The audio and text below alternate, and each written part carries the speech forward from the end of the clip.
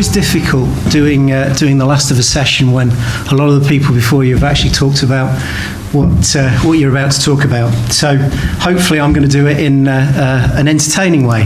That's the plan anyway. My agency is Yodel Mobile. I'm the CEO, and I think first rule of thumb is never brief your designer on putting a picture into the presentation when you've just fallen out with him. I've been in mobile advertising for about 8 years now, and launched my agency in 2007 before the iPhone, and I can tell you a thing or two about those crazy days back then. Luckily enough, the industry has moved on quite considerably. And I'm going to talk to you a little bit today about going beyond the download. So what actually happens once you've managed to get that downloader. And one of the rules we have at the agency is we don't target downloaders, we target users. It's really important. Why is this important? Well, there are this data's probably about 4 or 5 months old now. There's probably 2.5 to 3 million apps available out there across all stores. Globally.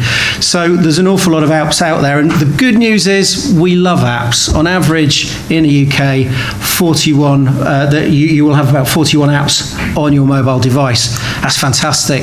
There was a stat this morning saying you tend to use 10 apps on your device. That's correct. Over a long period of time, over a week, you're only using about 5. So that might be your weather app, your news app, your sports app, and Facebook. So, got 41 apps on your phone, you're only using 5 of them. There's a little bit of a disconnect here.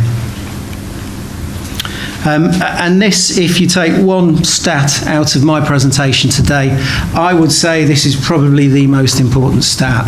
80% of apps are downloaded and opened once. That would arguably mean, and very simplistically, that 80% of the spend in mobile app download is actually wasted. So that's a bit of a problem. I guess you guys know this. Again, when my designer gave me the presentation, there's a picture of me with a little stripe down my face looking like Ziggy Stardust. So I managed to get him to change that. But David Bowie, one of the finest musical exports of this fair land, and a great storyteller, a great songwriter, and an incredible visionary. This is just an amazing fact. Back in 1972, David Bowie wrote an album called Hunky Dory, which is, to my mind, one of the finest albums he's ever written and released. There is a line in that song which says, if you're spending on app downloads and not re-engaging with your users, then you are throwing 90% of your money down the drain. What an incredible visionist. Now, obviously, that didn't really happen. But the point I wanted to draw your attention to that is if you're spending money on app downloads, then you're only doing half the job. And you should invest at least 50% of your time on what happens once that download has happened. So you need to re-engage. And I'm going to share with you today some of our thoughts on 2 areas. One is housekeeping, some of the basics that you can do without spending too much money. And also I'm going to touch on app push and also retargeting, which has already been touched on today. But I've got some whizzy charts to do it with as well. First and foremostly, I think 5 key things I just wanted to emphasize. There is no point in doing any app marketing or app downloading if your app is not useful. Make sure that your users will want your app and use it. Make sure, there's another David Bowie theme there, make sure it's a hero for more than just one day. See if you can spot any more in the presentation. You need to keep updating your apps. I know we talked earlier, there was comments about losing your ratings if you update your app. It's really important to keep updating your apps because consumers and users expect to see change. Mobile is one of the fastest developing technologies out there, and consumers expect to see that you are keeping up pace with that. So add new features and tell your users about bug fixes. So bear in mind, this is all about getting people to re-engage. If they know that you're updating their app, your app, they're more likely to come back to you. Also add mobile to all of your marketing activity and material. If you're part of a big business and there's a lot of communication going around about your brand and other aspects of what you're doing, there will be other channels of communication that you can actually piggyback on. Getting your app logo on the TV ad or into press is just an absolute necessity, because at least it will remind individuals that if they have the app, it's already on their device. Explain how great your app is in any PR that you're doing, and push new features. Use the other tools and channels that you're using to actually push new features out there to get people to come back to your app. We touched briefly on PR, really important. I'm sure if you've launched an app, you've PR'd it. If it stops there, you're probably, again, only doing half the job that you should be doing. Talk about the launch, talk about the benefits that people are getting out of that app. Tell people how it's changing people's lives or making what they do more efficient, and highlight how people are using it and how good it is. And then they're the sort of the key housekeeping things that I wanted to cover off. And then two essentials. The first is app push. I think there was a comment earlier that app push or mobile marketing isn't that good in terms of generating usage. That is a fallacy. App push is equally as important as retargeting. So for those of you guys that don't know, app push takes its two forms. One is lock stream push, which is actually where there's a message pushed through the device, whether or not the app is open or not, to that individual if they've said they would accept app push messages, and you can communicate to those users that have downloaded your app. The second is in-app push, which again is an area that's not commonly talked about or even pushed too much, but this is where you can integrate within the app itself. So if somebody's using it, you can push relevant messages, you can onboard, you can push full screen communications to the individuals within the app itself. Both are incredibly powerful. And how does that look? So pushing notifications through your app, for instance, you can compartmentalize, you can actually create cohort groups that allows you to target people based on either events or actions or activity.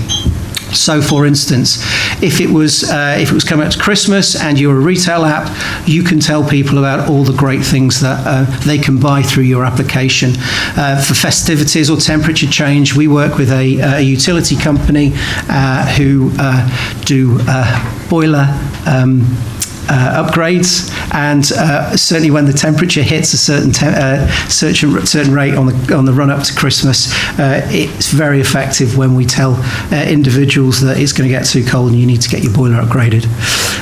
Actions. This is really interesting, and this is really key for the app push marketplace. So this is where you actually view what individuals are doing within the app, what they're searching, how often they're going into the app, what they're actually visiting, what they're watching with the app itself, and then you can create cohort groups to target those individuals. So if you have a newspaper app, for instance, and you see that certain people are reading sports pages, but they're not going into other aspects of the application, you can target those sports readers with a message that will lead them into other aspects of your publication. And also usage and non-usage. So getting people a recency of visits. As we talked about earlier on, 80% of apps are only open once. If you can get somebody to sign up to app push messaging, you can actually see who's come in that once, and then target those individuals, obviously in an effective way, to get them to revisit your app. Really important. How could it look from a recency perspective? So has somebody downloaded the app? Yes. Are they using the app? No. So you can then build a strategy that targets these individuals on a regular basis. Obviously, you have to be so sensitive how you send these individuals, so it has to be relevant to those individuals and relevant at the time that you're sending them. So, for instance, if somebody's downloaded the app but they've not actually opened it beyond that first stage, you can send them a message after day one. So here we've put one which is, thanks for downloading our app. Click here to see our new summer range. This is for a retail app. If they still haven't done it, 2 days later, you can send them a more compelling argument to open that app. And again, if they've still not done it after a week, which is probably the last time you want to focus on them for that first few weeks, is an even more compelling message. So if they are using the app and they're using it fairly often, then you need to start thanking them. So if they're opening the app on a monthly basis, send them a message that's going to try and get them to open that app on a weekly basis. If they're opening it on a weekly basis, send them a thank you message to give them an incentive to open it on a daily basis. And obviously, if they're opening it on a daily basis, send them something to say thank you very much. You're one of our most precious consumers and users. And this is what it looks like. So holiday apps, fancy a short break this weekend. This kind of stuff works. We work with a travel company, and we do a lot of work within the app to understand what those individuals are actually looking at. So for instance, if that individual is looking at hotels or holidays in New York and hasn't made a booking, we can send them a note a day or so afterwards with updated offers on New York and some of the hotels they were looking at. It works wonders. Obviously, weather apps, we love it in Britain.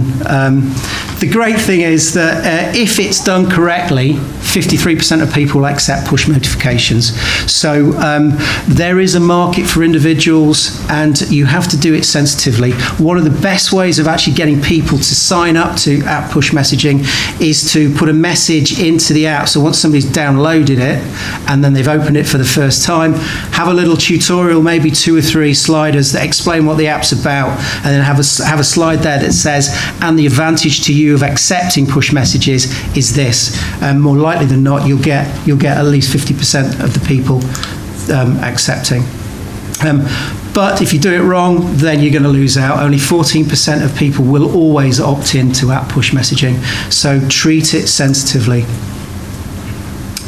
And the good thing is it works. So if you do put app push messaging into your apps, then you're going to get at least 90% higher retention of usage. And if you're spending a lot of money on app downloads, that's a really good piece of information. Retargeting we've touched on earlier on today, so I won't dwell on this, but again, it's a really good way of bringing users that have downloaded the app back into the app to re-engage. This is an example that we could use for one of our clients, which is the Daily Mail. So somebody's downloaded the app.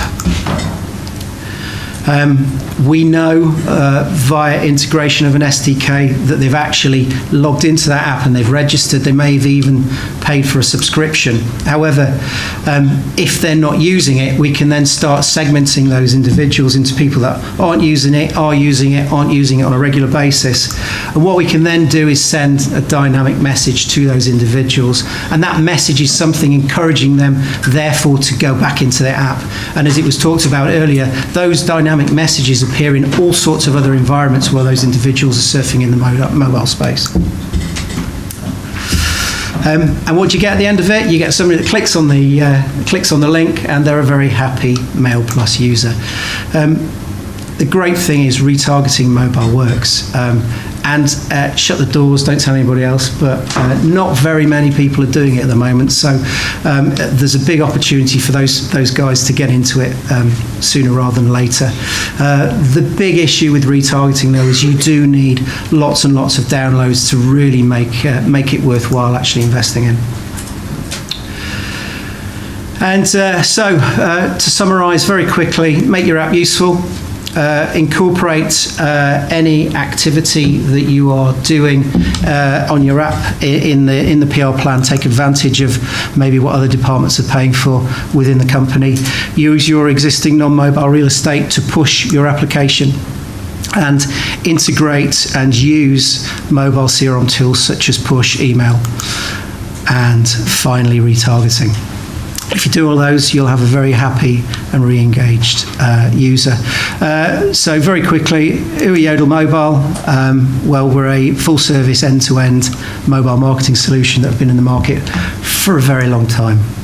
And that's it. Thank you very much.